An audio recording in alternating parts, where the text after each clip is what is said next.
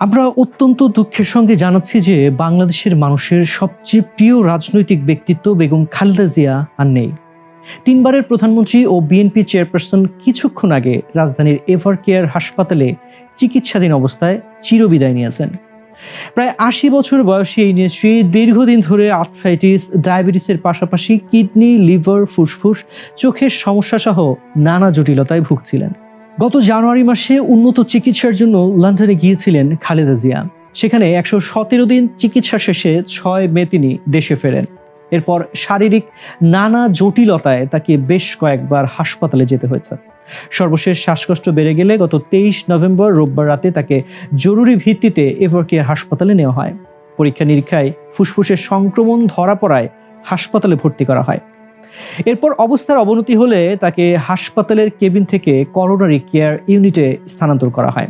সেখানে মেডিকেল বোর্ডের দেশি বিদেশি বিশেষজ্ঞ চিকিৎসকদের তত্ত্বাবধানে সাবেক এই প্রধানমন্ত্রীর চিকিৎসা চলছিল। তবে সব প্রচেষ্টা ব্যর্থ করে দিয়ে চিরবিদায় নিলেন খালেদা জিয়া। বেগম খালেদা জিয়ার জন্ম নাম খালেদা খানম পুতুল। তিনি ১৯৪৫ সালের ১৫ আগস্ট দিনাজপুরে জন্মগ্রহণ করেন। ৩ বোন এবং ২ ভাইয়ের মধ্যে তিনি তৃতীয়। ভাইয়েরা সবার ছোট। তার পিতামহ হাজী সালামত আলী, মাতামহ জলপাইগুড়ির তোয়াবুর রহমান, বাবা জনাব